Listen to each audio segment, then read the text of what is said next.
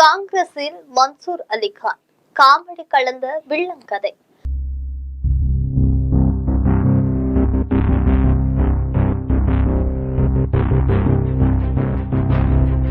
பிரபல வில்லன் நடிகரான மன்சூர் அலிகான் மனநிலை என்ன ஆச்சு, மனிதர் மிகவும் குழம்பி போயிருக்கிறார் என்று அரசியல் பார்வையாளர்கள் அவர் மீது வருத்தப்படுகிறார்கள். நடிகை த்ரிஷாவை கண்ணா பின்னா என்று பேசி மன்னிப்பு கேட்ட நடிகர் மன்சூர் அலிகான் அடுத்த கட்டமா புதிய கட்சி ஆரம்பித்து தேர்தலில் வென்றார். இதனையடுத்து தற்பொழுது காங்கிரஸ் கட்சியில் இணைந்துள்ளார். சமீப காலங்களாக மன்சூர் அலிகான் அரசியல் பயணமும் வாழ்க்கை பயணமும் காமெடியாக போகிறது என்கிறார்கள் அரசியல் பார்வையாளர்கள். அரசியலை பொறுத்தமட்டில் நடிகர் மன்சூர் அலிகான் ஆரம்ப காலத்தில் பாட்டாளி மக்கள் கட்சி மூலமாக வெளிப்பட்டார். பின்னர் புதிய தமிழகத்தில் இணைந்து பெரிய குளத்தில் போட்டியிட்டார்.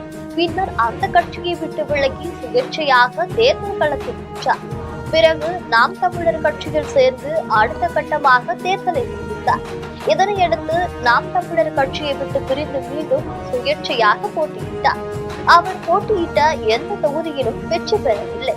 இந்த நிலையில் வேலூர் தொகுதியில் சுயேட்சையாக போட்டியிட போகிறேன் என்று அறிவித்தார். பிறகு என்ன நினைத்தாரோ திடீரென டெல்லிக்கு போனார். அங்கிருந்தபடி இந்திய ஜனநாயக புலிகள் என்ற பெயரில் கட்சியை தொடங்கினார். அவரது புதிய கட்சிக்கு தேர்தல் கமிஷன் அனுமதி எதுவும் தராததால் வேலூர் தொகுதியில் பலாப்பழம் சின்னத்தில் சுயேட்சையாக போட்டியிட்டார். இந்த தேர்தல் பிரச்சாரத்தின் முடிவில் அவருக்கு திடீரென நெஞ்சுவலி ஏற்பட்டு மருத்துவமனையில் அனுமதிக்கப்பட்டார். தீவிர சிகிச்சை பெற்று வந்த நிலையில் சம்பவத்தன்று மாலை நான் மோர் குடித்தேன், அதன் பின்னர் தான் எனக்கு நெஞ்சுவலி வந்தது, யாரோ எனக்கு மோரில் விஷம் கலந்து விட்டார்கள் என்று குற்றம் சாட்டினார். இதன் பின்னர் நெஞ்சுவலி குணமாகி வீடு திரும்பினார். இந்த நிலையில் தான் திடீரென தமிழ்நாடு காங்கிரஸ் தலைவர் செல்வ பெருந்தகையை சந்தித்து தான் காங்கிரஸ் கட்சியில் சேர விரும்புவதாக கடிதம் கொடுத்துள்ளார். புதிதாக தான் தொடங்கிய இந்திய ஜனநாயக புலிகள் கட்சியை கலைத்து விட்டார்.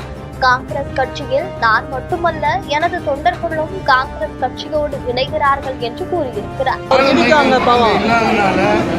அடிமையாவே வச்சிருக்கிற அந்த ராஜஸ்தான்ல இப்படி விஷம் கேட்கிற அளவுக்கு ஒரு மிகப்பெரிய அவர் ஒரு மனிதராக இருக்கவே தகுதியற்றவர். மன்சூர் அலிகான் காங்கிரஸ் கட்சியில் இணைந்தது குறித்து அனைத்து கட்சிகளும் அதிர்ச்சியில் ஆச்சரியத்திலும் ஆழ்கிறார்கள். மனிதர் ஒரு இடத்தில் நிலையாக நிற்க மாட்டார், ஏதாவது ஒன்றை முண்டக்க மண்டக்க என்று பேசி கெட்ட பெயரை ஏற்படுத்தி விடுவார். காங்கிரஸ் கட்சிக்கு இது போதாத காலம் என்றெல்லாம் பேச தொடங்கி இருக்கிறார்கள். இதில் விசேஷம் என்னவென்றால் தேர்தலுக்கு முன்பாக எடப்பாடி பழனிசாமியை சந்தித்து அதிமுகவுடன் கூட்டணி வைக்கப் போவதாக பேச்சுவார்த்தை நடத்தினார். ஆனால் மன்சூர் அலிகான் அரசியலுக்கு சரிப்பட்டு வர மாட்டார் என்று கருதி எடப்பாடி பழனிசாமி மன்சூர் அலிகானை புறக்கணித்துவிட்டு சம்பவம் ஒரு தனிக்கதையாகும். தற்பொழுது மன்சூர் அலிகான் தனது விருப்பம் குறித்து அளித்த கடிதத்தை டெல்லி மேலிடத்திற்கு அனுப்பி முடிவை சொல்வதாக பெருந்தகை சொல்லியிருக்கிறார். இது தேர்தல் சமயம் என்பதால் தேர்தல் முடிந்த பிறகு மன்சூர் அலிகானின் விருப்பம் பரிசீலிக்கப்படும் என அவர் கூறியுள்ளார். இதற்கிடையே மன்சூர் அலிகான் பாரதிய ஜனதா கட்சியை கண்ணா பின்னா என்று தாக்கி பேச ஆரம்பித்துள்ளார்.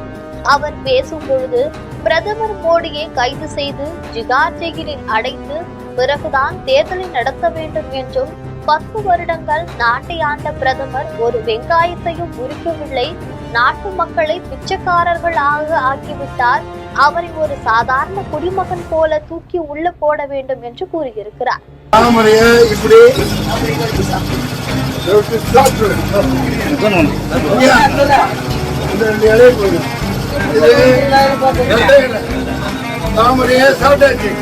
அன்னை சோனியா காந்தியின் மகள் பிரியங்கா காந்தி என்ற மகராசிக்கு பிரதமர் ஆகிறதுக்கான முகராசி இருக்கிறது அப்படின்னு பேசியிருக்கிறார்.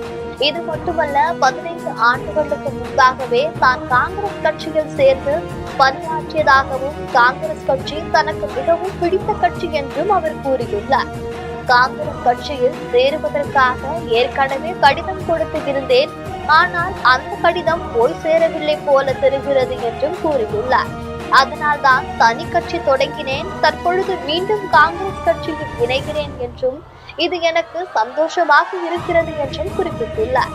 மன்சூர் அலிகான் பற்றி டீக்கடை பெஞ்சுகளில் பேசும் அரசியல் விமர்சகர்கள் அவரது திறமைக்கு அடுத்த கட்டமாக திமுகவில் சேர்ந்து நான் இந்தியா கூட்டணி தலைவராக போகிறேன் என்று சொன்னாலும் ஆச்சரியப்படுவதற்கு ஒன்றுமில்லை என்று பேசிக் கொள்கிறார்கள்.